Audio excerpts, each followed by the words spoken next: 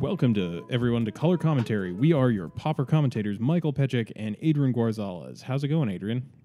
Good. Yeah? I just moved into my new house. That's exciting. There's no hot water. Help. Send help. I mean, it's not the end of the world, is it? I mean, I guess it depends on your tolerance for cold water and pain. All right. Well, let's get into it. So we went to F&M. We were both there. Our meta was weird. It was intensely weird, actually. It was 8 people. 8 Drake decks. No, just kidding. It was 2 Pig Trinket, 2 Morosatron, 2 Affinity, 1 Domain Zoo, and 1 Mono Black. Yep. It was weird. It was really, really bizarre. I think it was a lot of people showing up with decks that they really wanted to play. Like, I was one of the people on Morosatron, and I just really wanted to play a non-Drake Tron variant. That deck did not do very well. No, I went to time in the both of the 2 rounds. On game 1? No. Game round 1, we were in game 3. Excuse me. So they were actually draws, and I basically scooped up both games just so. Good guy Mike coming through. Yeah. And then I was paired against the other Morosatron player for round 3, and we decided that was not worth putting ourselves through. I would have played it out. What else did you do? You went outside and, like, I don't know. I talked with a bunch of people who I hadn't seen in a while. Our friend, one of our actual friends, not even friend of the show, Aaron, was back in town from Europe, so that was good. It was nice to see him. Yeah, I wonder if he listens to this show. He might. I don't know. Aaron, if you're listening, please let us know. But what did you play? I played Pig Trinket. I played against Affinity twice. I won the first one, lost the second one, and then I played against Domain Zoo. Well, more importantly, you made changes to the deck. Oh, yeah. Mike and I were talking about adjusting Pig Trinket a little bit. I took out the Trinket mages, and I subbed them for Eldrazi Sky Spawners. I took out the artifact lands, just put real lands instead, a forest and a swamp. I took out the Evolving Wilds, and I replaced them with Ash Barrens, which was all right. I mean, it was okay. I did get to live the dream of play the Ash Barrens, turn 2, tap it for mana, and bounce it back to my hand, and then use the mana to swamp cycle it. So that was pretty good. Yeah. But and then I feel like there's something else I I put in Victim of Night over the Executioner's capsules. Yep. And it seemed like everything worked out well. Yeah, the Sky Spawner is surprisingly good. It gives you another instant morbid thing. It's a sackable thing, so you can put stabs on it. And then Sky Spawner itself is very good as another 2-power flyer, which is a good way to win that game, especially against Affinity, where I was boarding out my Crypt Rats because I didn't think they were very good. Yeah, that seems about right.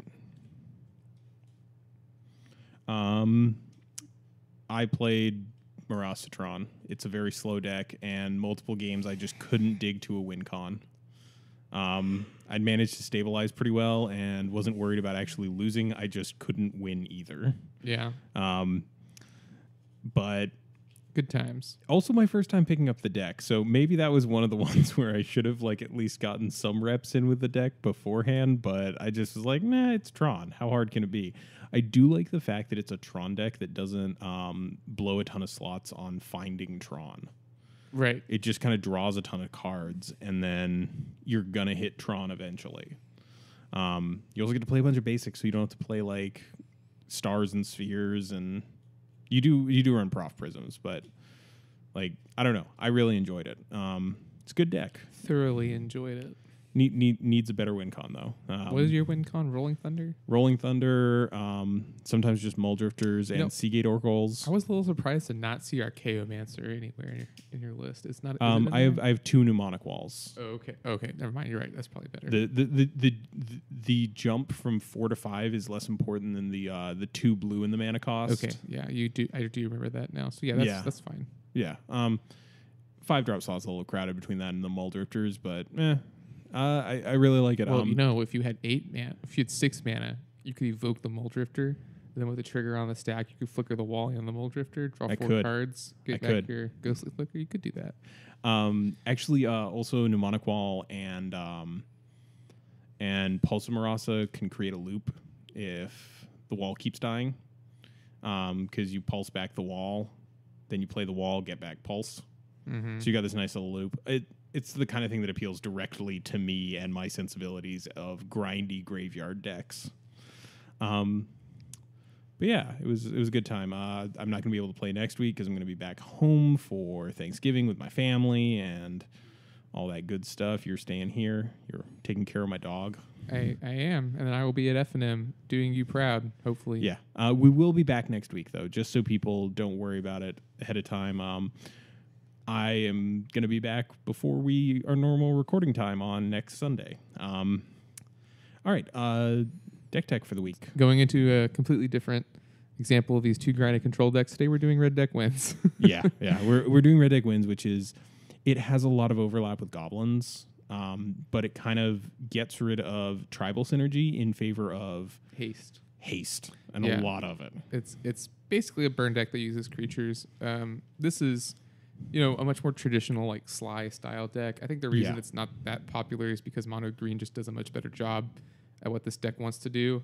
Mm-hmm. That being said, this was my suggestion for the week. I don't think we've really covered a lot of straight up aggro decks on here. Yes, and we have a tendency to lean more towards like dirtily weird stuff. And this is maybe my favorite mono red list in the format. I like it better than Goblins and Burn. And just sort of put that in a little bit more context, my first standard deck was Innistrad Ravnica red deck wins, and so I think that deck, the style of deck, just has a very special place in my heart. Yeah. I have a certain fondness for red aggro decks because sometimes I just want to turn things sideways and actually finish within time in round. And when this deck has a good hand, it can feel very powerful because you have turn one. You have a bunch of 1-drops, you have Bushwhackers, you have Haste Guys. Let's just get into the deck. And, we can go into this. It feels good, though. So, top of the list, 2 Foundry Street Denizens. It's red for a 1/1. Whenever another red creature enters the battlefield, it gets +1/+0 until end of turn. I think it's Goblins. No. It's red creatures? It's red creatures. All of the it's part of the Denizen cycle. They all trigger off of creatures that share a color with them. Much better than I thought it was. Yeah. Love being wrong. Then we got 4 Goblin Bushwhacker, red for a 1/1, and then it has kicker of red, and if it was kicked, every creature you control gets +1/+0 and haste until end of turn. Okay, so I know I just corrected you and I was wrong. I actually think Goblin Bushwhacker costs red and its kicker is red. Did I? You said it was red. Oh, sorry. Yeah, it's just that if you're not playing it for the kicker cost, like what are you really doing? Sometimes when you're on like 3 mana, you have like 2 Bushwhackers, and the line is like Bushwhacker kicked Bushwhacker. Okay, I get it. Yeah, that sounds good. It's rarely not played for red though. Okay, so that's probably where I goofed up. 4 copies of Goblin Cohort. It's a 2/2 for one for single red, and it can't attack unless you cast another creature this turn. Mm-hmm. Note that creature doesn't have to resolve. You just have to cast it. The wording on the card, though, I believe is successfully cast, which is why it's kind of... Cohort's actually new enough where it's just cast. Okay, the old one, Mog Conscripts, which there are also 4 of, has the outdated wording whenever unless you successfully cast a creature, which actually means the same thing because it's just putting it on the stack and paying its cost. Right, which is successfully casting a spell. So we've got 8 copies of this Goblin Cohort Mog Conscripts effect, basically. They're just 2/2s for 1. And that's what this deck likes. It likes very efficiently costed creatures. Other 2/2 for 1, Jackal Familiar. It's a 2/2 for 1 for a single red and can attack or block alone. Right. So negligible downside, right? Yeah, all 3 of these creatures have pretty negligible downside. The deck is like, 70% creatures. And so you're going to be casting a lot of them, and you're gonna if you're not attacking with this deck, you've probably lost the game. Yeah. And specifically, like there's the comparison between Jackal Familiar and Cohorts. With the Cohorts, you need a steady stream of creatures. With Jackal Familiar, as long as you have another creature, it's getting in. Right. Now, next on the list, we've got Mud Brawler Cohort. 1 in a red for a 1/1 with haste. And if you have another red creature, it gets +1/+1. So it's a 2/2 with haste in this deck. Yes, almost always. Then Rakdos Shred Freak, is this a 2/1 or a 2/2? It's a 2/1. It's a 2/1? Okay, so it's a 2/1 for Hybrid Rakdos with haste. Yeah. So in this deck, it's just like all of these things just basically get cast for however many lands, right? Right. We're mono red. We don't care about this stuff. Valley Dasher, 1 in red for a 2/2 with haste. Must attack each turn if able.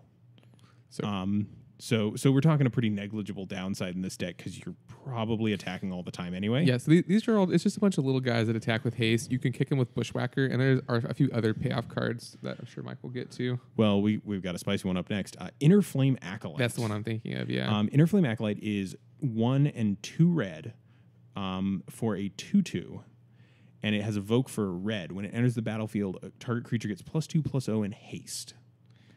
It can give it to itself if you hard cast it, but also it triggers all of your cohorts and makes one bigger. Yep. It also pumps up Founder Street Denizen because it is a creature, and it does enter the battlefield briefly. Then top of our curve is 3 copies of Goblin Heel Cutter. So 3 in a red for a 3/2. Whenever it attacks, target creature can't block until end of turn, and it has dash for 3 in a red. Now, dash is really useful because it costs 1 less, and B, lets you get around sorcery speed removal, right? I think it dashes for 3. Yeah, it dashes for 3. Okay, cool. It casts for 4. Gotcha. So that's kind of your top of curve. It's an evasive creature in a way, and sometimes you don't so much care about attacking with it for anything but the trigger. Right. Like sometimes your opponent just has one creature that's stopping you from getting lethal, so you just dash this dude in and, get in there. Right. Got to go fast. Like this is not a deck of subtlety. No, it's definitely a deck of beat face. Yeah. Then our spell suite is 2 copies of Chain Lightning, Bad Bolt, and that's because there's already 4 bolts in there. Right. Then 2 copies of Fire Blast just to give you that extra little bit of reach. Right. And traditionally in decks styled like this, you're going to be using the burn to get rid of creatures that are going to block your creatures to get more damage in, but then it can also go face late game if you need to close out the game. Yep. And this is definitely like a bolt Fire Blast deck, which is a pretty strong sequence. Yeah. I mean, so that alone is 10 damage. Like that's half of their starting life total for functionally 2 mana and nuking your board. Yeah. Now, interestingly, 19 lands, only 18 mountains. The 19th is a copy of Smoldering Spires. So it enters the battlefield tapped. It taps for a red. But when it enters the battlefield, target creature can't block this turn. So it's another Heel Cutter style effect? Yeah, it's a falter effect, I believe, is what they're generally referred to as. So that, just lets you get in there. Super, super simple sideboard.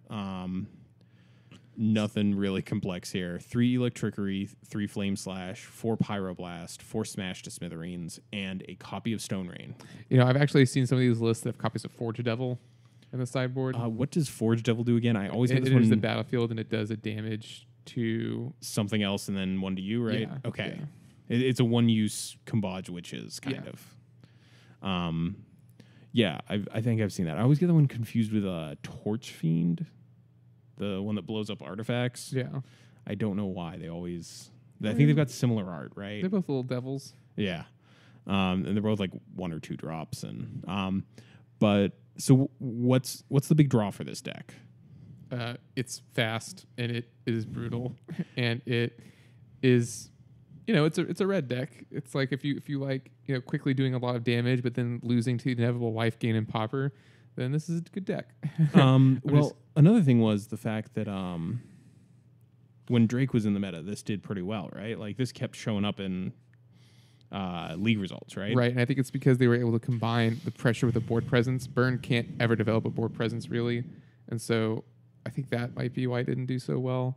Well, I mean, it did better during Drake's time than it did before Drake, and I think the large factor of that is a decent amount of Drake's stuff was sorcery speed, like the Fire Bolts and the Flame Slashes. Right. And if you have haste, you can get in there and you just kind of turn your dudes into burn spells, right? Yeah, and none of these spells are really I don't want to Flame Slash at 2/2, but you have to. And then my opponent has 3 more 2/2s. Exactly. So it's sort of, and then you can Fire Bolt, but then you have to flash it back for a lot of mana later. Yeah. Like you're threat dense enough, and your threats are actually, weirdly enough, both good enough and bad enough that their removal's inefficient against it sometimes, and they have to use it. Right, because otherwise you're just gonna run over them. Plus, the fact that you get to play Pyroblast out of the side is a non-zero feature in that matchup. Pyroblast is a very strong card, just in general. I mean, this is kind of one of the last times we have to talk about Drake stuff. So, but this list recently 5-0'd on a league a couple times. It was actually the day of the Drake banning. It was the only 5-0 that got published, and part of that was I did see Lee from WotC saying something about there was a chance that the deck list might not populate correctly, so there might have been more. It's an omen. But how about the economics of this deck are weird. So it's $37 in paper and it's $25 online. It's because Bushwhacker, Pyroblast. Yeah. So most of the cost is going to be your Pyroblasts online. It also looks like Mog Conscripts is expensive online for some reason. Oh. It's a little older. That might be why. I don't know if it got reprinted in Tempest Remastered either. Gotcha. And that was a large source of a lot of cards from that block. Apart from that, the rest of this deck is like pennies on the dollar. In paper, the bolts, the fire blasts, the chain lightnings, and the pyroblasts. Oh, and also Bushwhacker are all pricey. So yeah, and those are all cards that go in other decks. They go in like those are all goblins or burn. Yeah, those are all like red cards, and if you're going to be playing red and you're not playing like Delver Fiend, you're probably going to eventually be picking these up if you're a mono red player. Even the bolts go into Delver Fiend, and Bolt is just you should definitely own bolts if you play Pauper. I think at some point if you play Magic, you should own bolts. I think everything except standard they're legal, right? Yeah, and even then, maybe you still want some just in case. Yeah, get a little spicy. Yeah, but I think this is a pretty solid deck. As you said, it can kind of side shift into goblins. It's got all the expensive parts out of goblins too. Like the rest of the goblins is dirt cheap.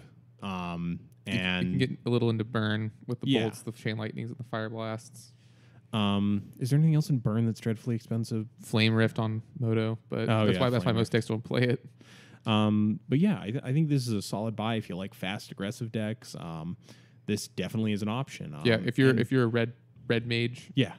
This ports over to other red decks. So I also think that this is a great sort of a deck to have if you're like maybe trying to like teach people Magic through Pauper, or you're trying to get people into Pauper, because it doesn't have like a whole ton of like complicated decision making. Like this guy attacks, this spell does damage. Yeah, I think this would be a really solid pick for someone's like first aggro deck. Your deck folds to Cop Red. Don't worry about it.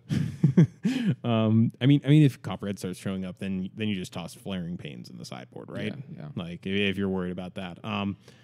But I think this is a super solid deck. I played it on Moto. Yeah. I think you played it actually during one of our streams. I did. It was fun. I played it against Boggles. It was extremely non-interactive matchup. Wow, that's just no one does anything to your opponent. I ended up winning. Did you? Yeah. Nice. Did they just not hit Armadillo Cloaks? I want to say yes, that is what happened. Because I don't know how that deck beats an Armadillo Cloak. Right. It can't really. Yeah, we don't have any Skullcrack effects, do we? I can't think of any. Me either. All right. Let's actually sidetrack for a bit to the maybe board. We've got two cards this time. One's a paper only special, and the other is a Mitgo option. We're going to talk about Rhystic Study and Mystic Remora. These are cards that when your opponent plays a card, you can draw a card if they don't pay extra mana. Well, let's go over this specifically. So they're both enchantments. We'll start with Rhystic Study. This is from Prophecy, where one of the mechanics, if you want to call it that, was Rhystic Magic, which was you get an effect, your opponents have a chance to pay mana to either cancel out or reduce that effect. In this case, Rhystic Study, 2 and a blue enchantment. Whenever an opponent casts a spell, they have to pay 1 or you draw a card. This is a very popular commander card. Yes, which is actually why it's quite expensive in paper. It's like $5 a copy. Mystic Remora, on the other hand, is a paper-only special. It was released in Ice Age. Ice Age never saw a proper release online. Mystic Remora is on Moto. You just can't play it in the format. Yes. Also a Commander favorite. So Mystic Remora only costs a blue, but it has cumulative upkeep of a generic mana.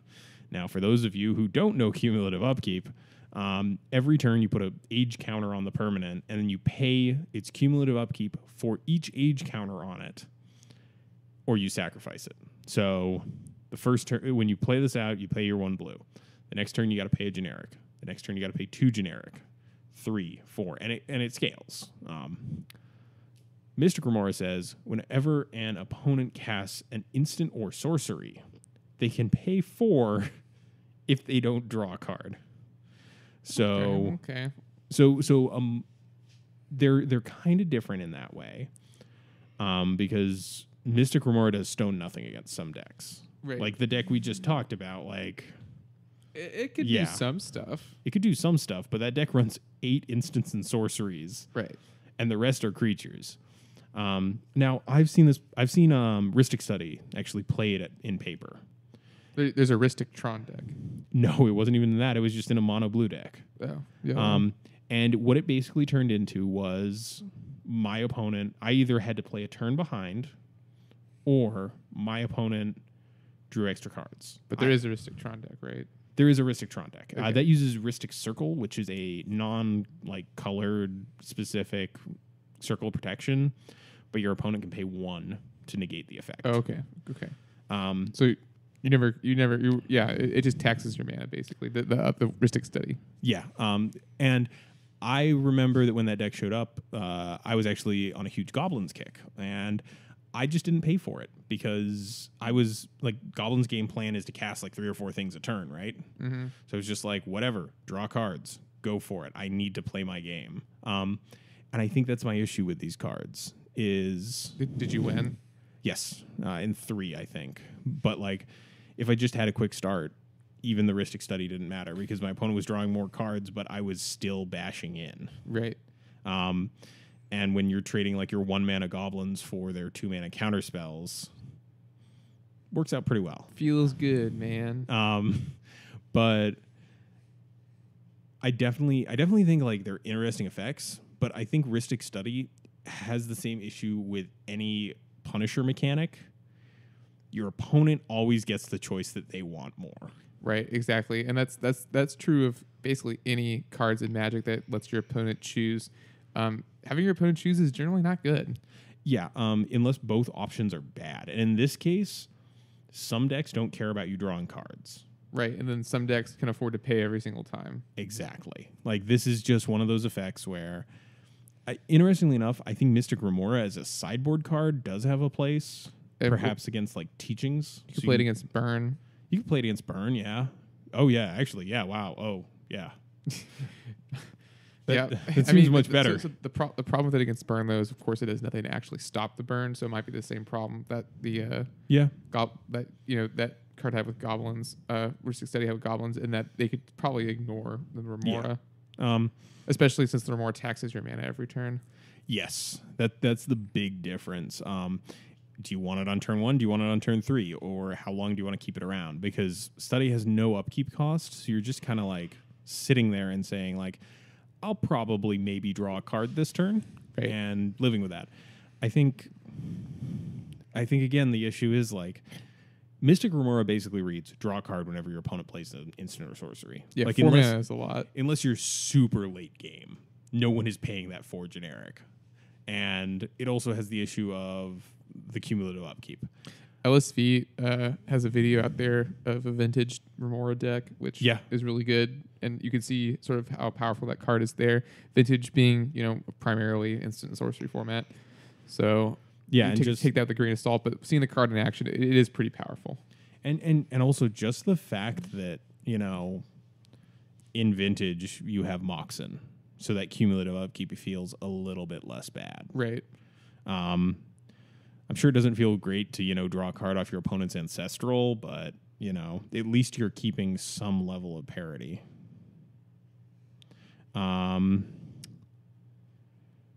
Yeah, I think these are both really interesting cards.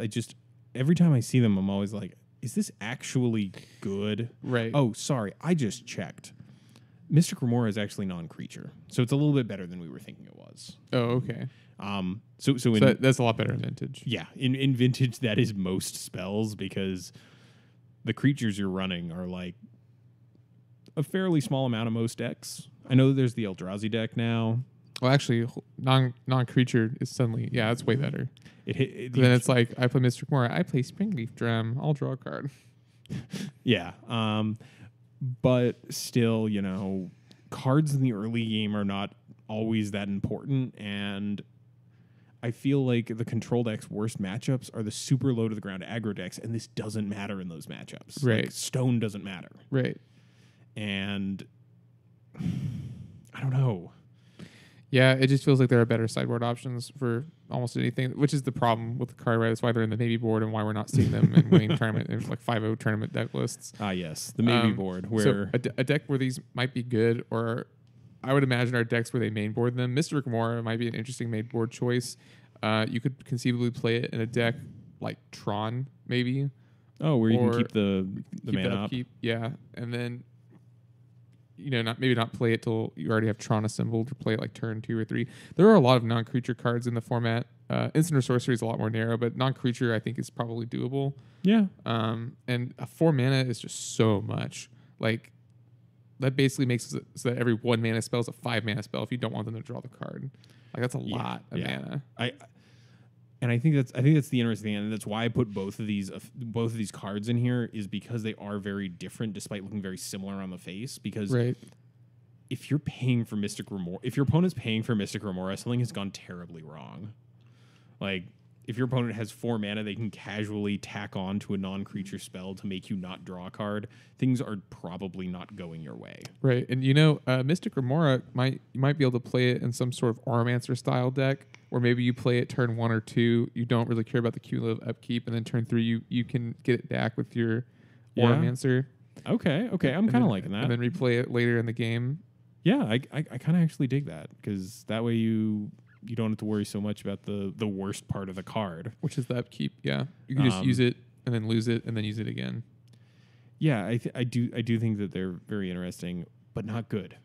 No, I mean this Mystic Remora, like I just I'm building around it at this point. So yeah, and Rhystic Study, like it's a 3-drop that does nothing the turn you play it conceivably. That's actually why I like Remora better, because you can play it turn 1 or 2. You can play turn 1 or 2, hopefully turn 2. Yeah, I mean on if you're curving out pretty well, it does also. Actually, there's an interesting thing. Rhystic Study potentially puts your opponent back 1 turn. Mystic Remora puts you back 1 turn. Right, because you have to pay the mana for it. Now, that being said, I would also like to point out that the way that I am envisioning us using this Mystic Remora early on, attach your opponent's mana, is actually a little similar to Standstill. I mean, it's not nearly as good. And of course, Standstill is a much more powerful card for obvious reasons. If you don't know it, it's a card that whenever whoever plays the spell first, the other person draws 3 cards. It's insane. Yep. So they played it in a dedicated legacy deck that plays a bunch of man lands, and doesn't cast spells. Do you want to know my favorite thing I've ever seen with Standstill? What? Watching someone. There was a streamer who was streaming some legacy, and someone tried to stifle the Standstill trigger. Is that not how that works? Can you not do that? I believe with the way Standstill's actually, I need to pull up Standstill. I want to say that it doesn't work because it triggers Standstill again. Oh, okay, that's what I figured. Yeah. While Mike's looking, okay, never mind. We're getting off topic of Pauper here. But I'm just saying, Mr. Kimura is doing an imitation of Standstill at that point where they can't really play the card unless they want you to draw cards. Reframing it like that, I actually kind of like it. The catch is. Just like teachings, just so they can hit all their land drops? Yeah, I don't know what kind of deck you would put this in. I don't think it would go into teachings. I think you would have to build a blue-white, maybe Esper control deck to really get the most value out of this card, because I think the Aromancer angle is very interesting. Okay. I feel like you said Esper kind of reluctantly there, as though that was a downside, and I'm just sitting here like, yes. We have Ash Barons now. We do. You could even tweak a teachings list, just run Aromancer instead. But then, I was thinking, well, you could also just go ahead and run the full Aromancer package, where with Oh, with Font of Return? No, Angelic Renewal? Yeah, Angelic Renewal. That's it. Font Return is fine too. I'm just saying you could run like an Oromancer based control deck. Okay, I like that. I like Oromancer as a card, and I fully admit that a large part of that is the gorgeous art that it's always had, the Rebecca Gay art. I have the promos. I don't like the promo. I know, but it's the promo. Weird. Yeah, you have a thing for your promos. I'm actually like obsessive about my cube with first foils and also alters for stuff that I can't foil. But anyway, getting distracted again. Our topic for today. That was just the maybe board. We still have a whole show to do. Oh God. I feel like everyone has seen this coming. We're talking about the fact that Drake's gone. Forever. We missed the boat on it the last couple of weeks, but there's been a lot of talk about how the meta might shake out. What does this mean for mid-range decks? What should I be playing now that Drake is banned? And we just wanted to give our 2 cents. Play whatever you want, dude. Like now we've gotten to that point where there's no longer like a super oppressive deck. Right. Delver, I think, is going to come back up to the top as the quote-unquote best deck, but Delver was a fine deck to beat beforehand. Let me hit you with something. Delver hasn't gotten anything in a while. Like, right. When was the last time they really had a new card that they put in? It was Fairy Miscreant. Right. So Affinity got like Gear Seeker, right? Right. And there was actually a list for Stompy that 5-0'd the other day with 2 copies of Renegade Freighter in it. Yeah, Renegade Freighter is gas. To put it lightly. So I'm actually wondering if Delver returns to its previous numbers. And also, we haven't seen Mono Black a lot. Also, something else that you pointed out, Elvish Vanguard is in Elves now, and Elves is a super good matchup against Delver. Like Delver sucks against Elves. So actually, nice segue here, albeit unintentional. Yesterday, I caught the end of the Rags to Riches 7, the Deathly Hallows, and I did actually ask them what they're going to do when they finally run out of movies that correspond with the number of tournaments they've run, because they've always put like Rags to Riches 4 was A New Hope and all that. But in the finals there were, out of their top 8, one side of the bracket was just Elves versus Delver, Elves versus Delver. And one of the Delver players actually won their match. I mean, you can upset. It's happened. It's happened at our store too. It's just incredibly hard because Delver has no really good answers for Elves. So what I believe happened in that match was the Delver player, the Elves player, drew into a lot of their pieces, but none of their finishers. Yeah. And the Delver player managed to stabilize, have 3 flip Delvers and 2 Spire Golems. Okay, that's and we're just beating in with them and keeping up mana to counter any Vanguards or Timberwatches. Okay. That's basically how you have to do it. Yeah. Impressively, the Elves player was at one point at 77, and his opponent got him down 2-0. Well-wisher or something? Yeah. Well-wisher.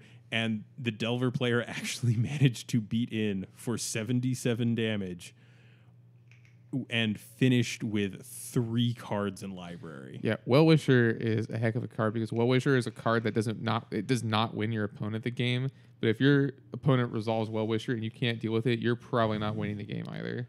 Yeah, it's It's an incredibly difficult card to do. I think what wound up happening was it got snapped and then countered on the way back down. To stem the life flow. I mean that's a great example of why Delver is terrible against Elves. They had to bounce an Elf and then counter. They had to waste 2 spells. Yeah. So actually, I've got the top 8 here for it. So we had 2 copies of Elves, 2 copies of Delver, a copy of Acid Trip, a copy of Affinity. Okay. And a copy of Boros Metalcraft / Kitty. They called it Kuldotha Boros. I objected to that because they had 1 copy of Kuldotha Rebirth, and they were running like Reckless Fireweaver, which put in work. Like, it was really good. It's a good card. It turns out that a 1/3 is actually a really good body on a 2-drop. Yeah, well, I mean, people play Seagate Oracle for the same reason. Of course, Seagate Oracle replaces itself, but one of the reasons it's also so good is because it's a 1/3, and a 1/3 blocks a lot of stuff in Pauper. Yeah, it's just a really surprisingly solid body. Also the fact that like it doesn't die to disfigure. Like there was one game where I saw where this dude just won based off of like repeatedly dropping artifacts and just chumping his opponent's stuff. It was really impressive. And then also the last part of the top 8, a soft spot in my heart. Someone showed up with a 66 card teachings list, splashing green for Sprout Swarm. And who was the winner of this tournament? That dude. That's what I thought. Yeah, I thought you said that earlier. It was gorgeous to watch. Actually, it was a very interesting deck, and like the win con was Sprout Swarm, as he put it. He felt that Even Car's Justice was too slow, and likewise, Curse of the Bloody Tome was weak. Yeah, those I agree with both of those. I can agree with both of those. Sprout Swarm, not a traditional finisher for teachings, of course. Well, at least not the blue-black version. There is Snow Go, which is a teachings deck that plays Sprout Swarm. I like it because it's an instance. We can go tutor it, and it's like... You also aren't tapping out on your main phase. Right. Which is big. It actually seems like a very elegant solution the more that I think about it. He was running Ash Barons to make sure he could hit that... Actually, wait, no. His full list was... I don't know the names of the 4-color combos. His actual full list, I believe, I remember, was not red.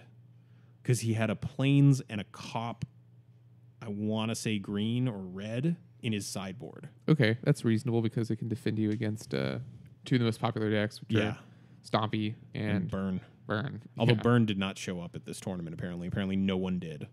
That's fine. I think I have opinions about Burn. And Mono Black was also strangely not present. Do you think people are just too used to getting thrashed, and so they're not playing it? I think it might be part that. I think it was part the fact that this tournament was scheduled and known about before we knew about the Drake banning. Gotcha. Also, there was no real way to test up until Wednesday against a non-Drake meta. And do you really want to go in with like 2 days of testing? Meh. And the ban came down on a Wednesday, so, you know, the only 2 days you had to test were Thursday and Friday during the work week where people have things to do. Right. So, congratulations to that guy. Yeah, do you know his name? No. Don't worry about it. I was just I'm sure he only listens to the show and is a huge fan, and he'll be really upset that you forgot. It's something that started with a T, though. I remember that, I want to say. Well, congratulations. Yeah. To you, T. Those lists will be out soon. They said that they were getting them all digitized, which, having participated in a large tournament stream, is a pain. Yeah. I think Mike scanned all of them. Yeah. Even that was like, this is a little excessive, especially with like a teachings list that is a lot of singletons. The other interesting thing was he did a post tournament interview, and he talked a little bit about 66 cards. And because you rarely see decks that go over 60, right? Right. You have to have a pretty good reason, and generally it's not 6 over. It's like 1 or 2. His basic gist of things was he was also running Desert, which is a colorless land, right? And that's in addition to Ash Barrens, and that's a paper special. Yeah, that is a powerful paper special, which I got to see in action against Delver. It was glorious. Yeah. No, sorry, it was against Elves, and even there, it's just like amazing. It's a land that every turn kills a thing. Yeah. For those who don't know, Desert is a card where you can after combat, so after damage has been done, you can deal a damage to an attacking creature. Right. Oh, so it can't be... So you have to do it in blocks, basically. No. You do it after combat damage because there is still technically a tiny bit... There's a tiny frame at the end of combat where a creature is still considered attacking. Okay. It's weird. So you do it after blocks and in combat step. Yeah. There's a brief window. This is more commonly used in Commander, actually, with Maze of Ith.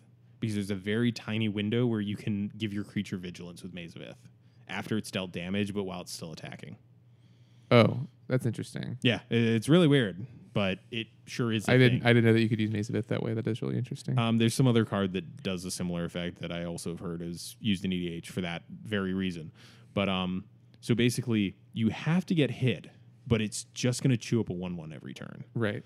And he did specifically mention, it's really good against Delver. 2 of these on the board means they can never, it turns Delvers into waiting a turn for a lightning bolt. Yeah. And he was even running expedition map to dig these out, and also color fix. Ash Barons got to see that getting cycled or like getting played, Karud back to hand, and then cycled. Yeah, Ash Barrens is a good card. I don't think it's like super broken or anything, but it brings some interesting options to the table. It's a Pulse of Marasa style card where it's like, this is not busted. It does not change the entire format, but goodness, it is just a nice little like perfect power level. I mean, I just picked mine up on Friday, so happily have a playset of them now. Not a huge fan of the art personally, and I wish they could be foiled because I need one for my cube. Yeah, but it is a good card. Yeah. So, I mean, what would you say if someone asked you, like, what do you play now that the Drake's gone? Like, if they were like, what should I play? I would say if you... Well, play obviously, anything. Play anything that isn't Drake. I would play a deck that would prey upon mid-range decks. Yeah. Because those are going to be back and forth now that people are able to dust them back off again. They want to see where they are in the meta, and at least initially, we do expect them to be pretty popular. So anything that is good against those decks. Well, I mean, one of the interesting things is we haven't really seen a big comeback of a lot of mono black, which is interesting. At least on the leagues, like I've got them right here. There hasn't been a mono black that has won since the Drake ban. Of course, there's no 4/1s on there, so there are no 4/1s, and I think a large part of that is tuning. From what I can see, it looks like Marasatron's pretty popular. Affinity's still pretty popular. Stompy, Delver, Red Deck wins. The good decks are going to keep being good, I think. Yeah. I think I'm interested to see where the Kitty, the Skyfisher decks wind up. Because people had cut blue from them while Drake was in the format. Making them less dirtily. Making them less dirtily. Thraben Inspector is a thing that we barely got to play with before Drake showed up. Thraben Inspector is legit. There was someone actually during the Rise to the Riches coverage who referred to it as the worst Muldrifter, but still a Muldrifter. And I was like, I guess I can kind of see where you're coming from with that. I guess. I mean, it's 8 mana Muldrifter because you're casting it, you're cracking the clue. You're at 3, you're casting a Skyfisher to bounce it back to hand, and then you're paying another 3. That's 8. Like, 8 mana Muldrifter with a smaller non-flying body. At this point, I don't think you even qualify it as Muldrifter. But it does fill a similar role of a cheap draw source, right? Yeah, sure.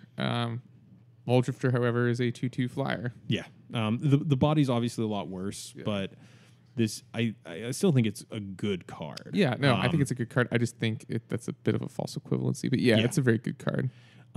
There was also, Metal Spinner's Puzzle Knot, the black Puzzle Knot. So 2 mana. That card's good. ETB, draw a card, lose a life. 2 and a black, sack it, draw a card, lose a life. So it's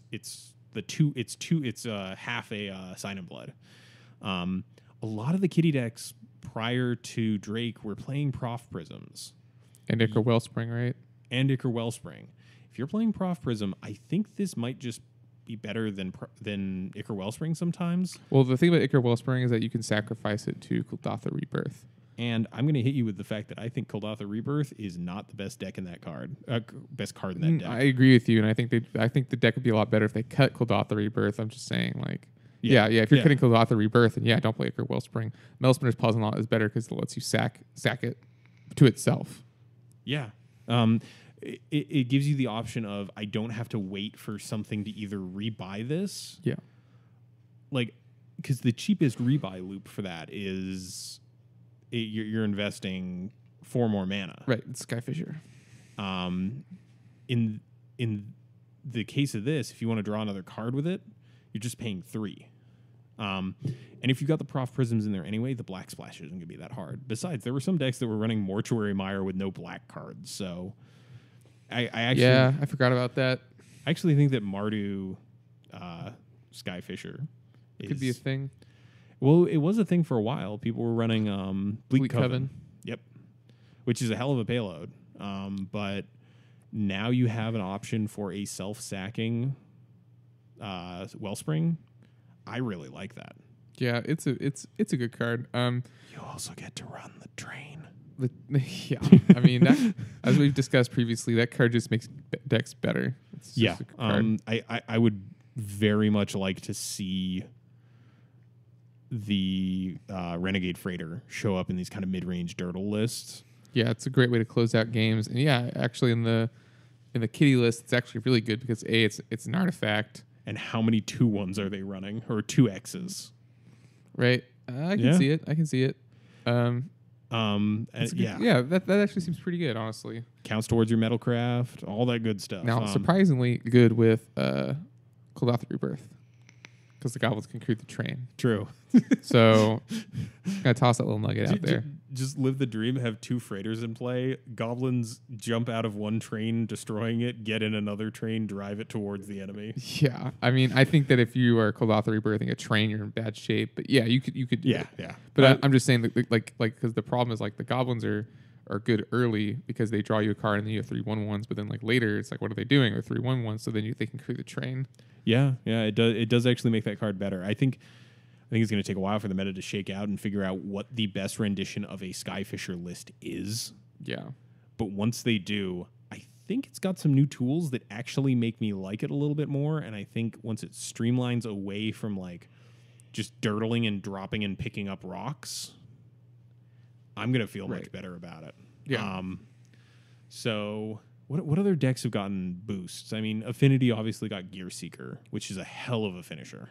Elves got Vanguard whenever that one already. Yep. I'm trying to think. Delver really didn't get anything. Goblins didn't really get a whole lot. No, there were straight up no goblins, I think. Mono Black didn't get a whole lot. I guess we could touch a little bit on the viability of a blue-red control deck that does not have Drake. Well, I mean, let me hit you with this. Marasatron's kind of a blue-red control deck. I meant like like literally a Drakeless Drake deck. Like not even dealing with Tron or anything. Although I do agree with you that that's a thing. Okay, so we cut 4 Drakes, and probably means we can cut some of the Ghostly Flickers. That card is still okay though. It's still okay, yeah. But yeah, you're right. It's not that great. Do we run Chronarch in it? 5 mana 2/2 with the wall effect. No, I don't like that. You could run like. I mean, Crusher. Okay, Crusher as the payload. So just kind of like sitting there saying no a bunch until you can cast. I mean, you could even still be playing Rolling Thunder. It just takes you 2 or 3 turns to kill them instead of 1 because you have to flicker it back. Yeah. Okay. I'm not hating that. And maybe you wind up. Was Drake running Radiant Fountain yet? No. You probably some of them were. Some of them weren't. You probably want that in there just so you can gain the life and then in an emergency situation flicker it. Right. I don't think the deck is totally dead if you were a fan of the style. Cathartic Reunion. No. I don't think you need that. Just no. Yeah. Well, yeah. Why would you? Why would you play it now? Because it's a draw 3. It makes you discard cards. You're already playing a draw 3. You're playing research. Oh, true. I don't know. I just really like Cathartic Reunion. Seems like a really neat card. It is a good card. I'm trying to think of other mid-range lists that are really popular and what changes about them. We missed the elephant in the room. Like the fan favorite, Tortex. Oh. Is Tortex back? Was it ever here? Oh. Sorry, couldn't resist. Tortex. Yeah, Tortex is people like that deck. I mean, I know fan of the show and Tortex aficionado 8686 is definitely going to be trying to make it work. Had some conversations with that guy. He's really, really, really neat dude and very committed to that archetype. What has Tortex gotten lately? What has Tortex gotten lately? I guess Cathartic Reunion. Does it want Cathartic Reunion? I guess you better ask 8686. I mean, like, I could see, like... So what? You're pitching, like, a Stinkweed Imp and dredging it on one of the draws? Or? Yeah, sure. I don't think they've really gotten any, like, creatures, though. No, because they're never giving us new dredge creatures. That's a bad idea. It doesn't have to be dredge creatures. True. I kind of giving you a hard time there, but like, What if Sanitarium Skeleton exists now? What if they pulled a Gear Seeker Serpent where it's like, put this back in your hand if you do not draw a card, and put the top X cards of your graveyard into your library? I think they did that. I think they did that in Return to Ravnica block. I think there's one Golgari creature that has like Dredge, but it's like really overcosted and not a good creature. Okay. Anyway, yeah, back to Sanitarium Skeleton. That's a good card. I mean, it fits nowhere else really, but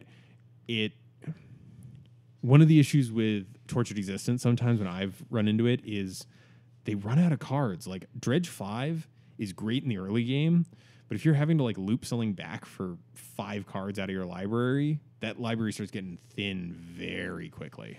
Yeah. So maybe Sanitarium Skeleton has a role in there just as constant Tortex fodder. Right. Because you can pitch it and then pay to get it back to hand. It's 3, right? So 4 for infinite for a recurring way to Tortex stuff back. I don't hate. Yeah. I'm trying to think what else they get. Not really that much. Yeah, but I do suspect people will be trying to play that deck again now that Drake is gone, because Drake crushed that deck. Yeah. I think the big thing to look forward to is just the fact that people are going to be able to brew again. You don't have this big sort of overwhelming threat that you have to be like, I need to do something by turn 4. Right. People are going to that was the problem with Drake, right? Is it attacks you on like 3 different axes, and no one deck could possibly compete with them all. Yeah. So I think now, we're going to see a lot of return to form. It's probably going to take a while for Mono Black to come back in force. People love the deck. I think it's a good deck. I'm sure I'm going to get Garried out soon. I don't know. Like that's just in my future, and I can tell you that. But I don't know. I'm happy. I mean, I'm like excited and positive.